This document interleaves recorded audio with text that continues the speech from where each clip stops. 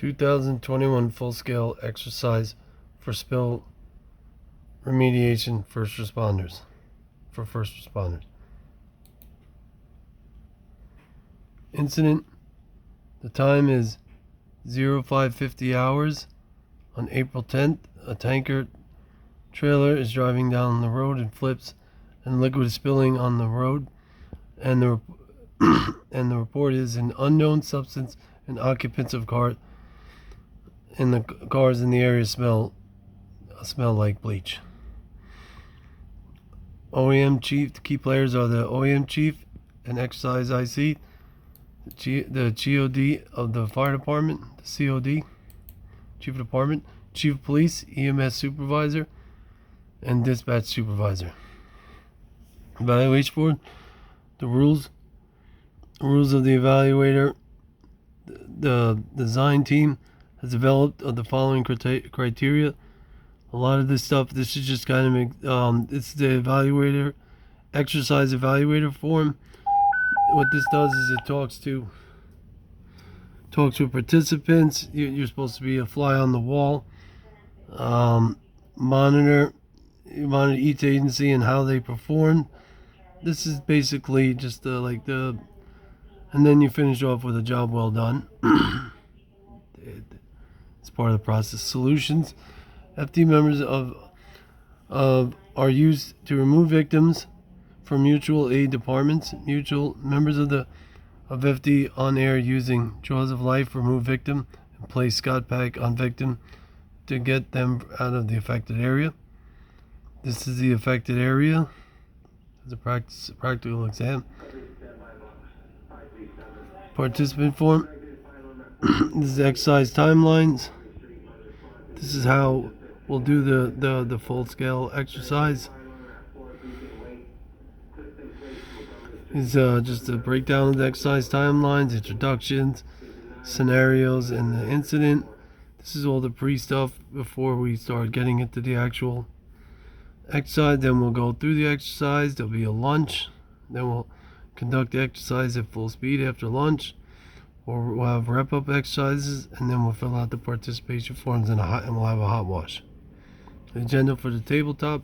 Establish the scenario of a flip tanker with liquid.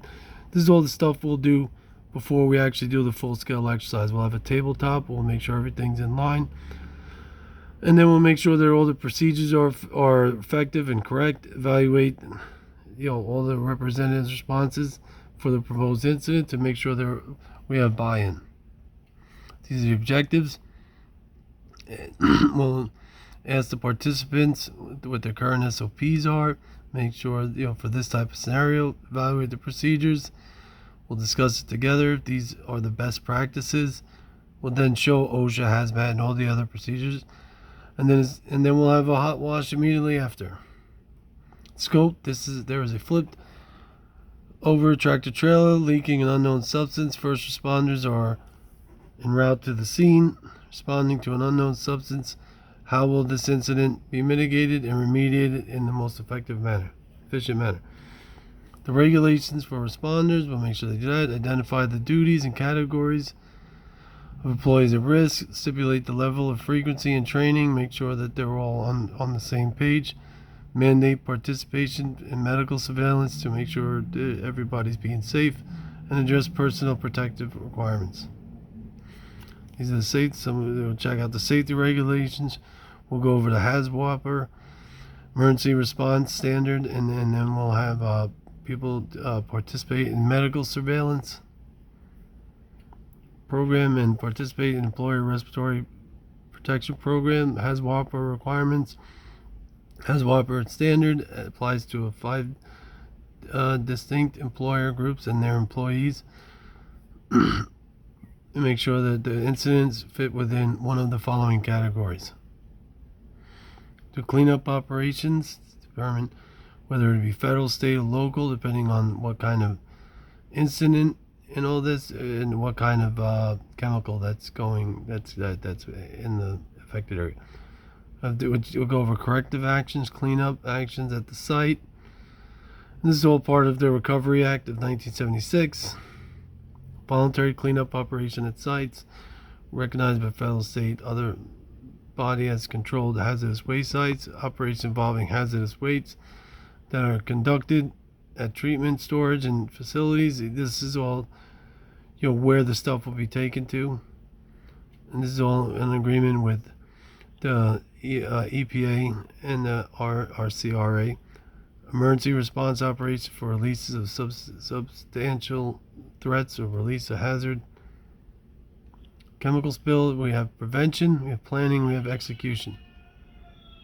Top 10 factors. Overall overfill of waste container that happens, excess stock, old deteriorated stock, mixing incompatible waste in containers, incomplete reactions.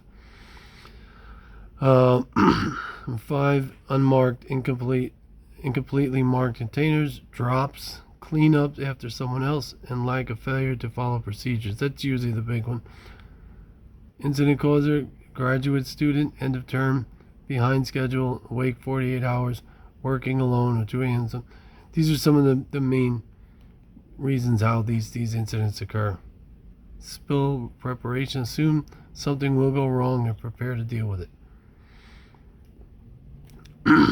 Then you have to figure out what material is being used, how does it react, how dangerous is it, and what is it incompatible with. These are all some of the things you have to consider when you have a spill of this type.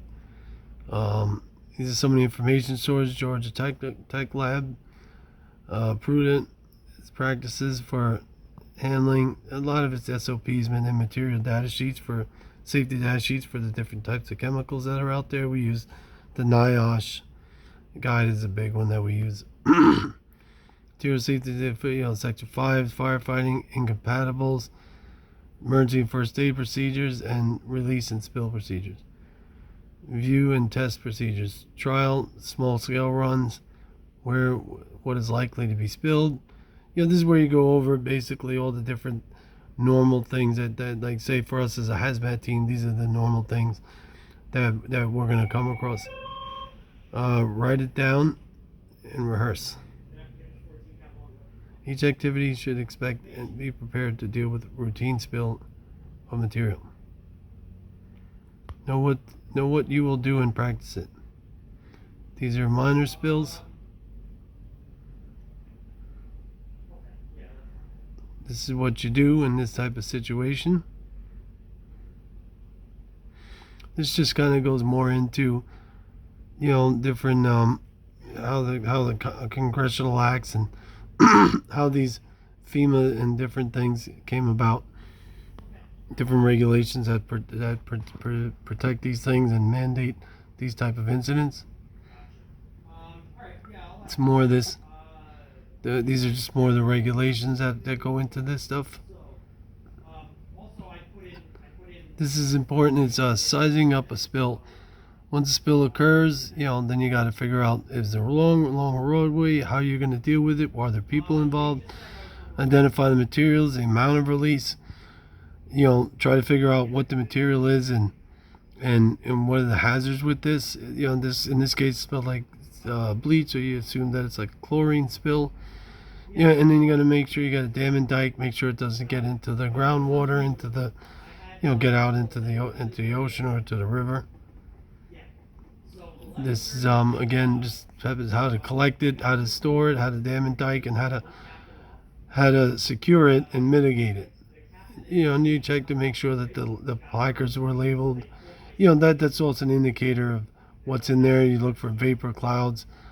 God forbid any biological indicators, dead vegetation. At the site, there are dead bodies, unfortunately.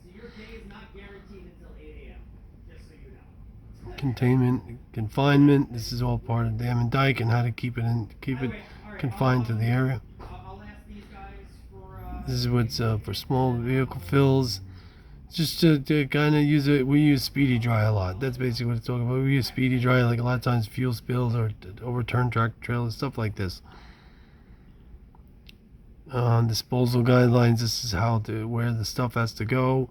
Whether or not the EPA is going to get involved, and that's all kinds of stuff where the alphabet soups kick in and they start putting out the fines if it's local companies. So after we go through all that, we'll have a hot wash. This will be right after the exercise. And then all the forms will be collected. We'll have an AAR. Once the is complete, we'll fill out a final report. And once we do that, we'll send that out with the best practices. Any questions?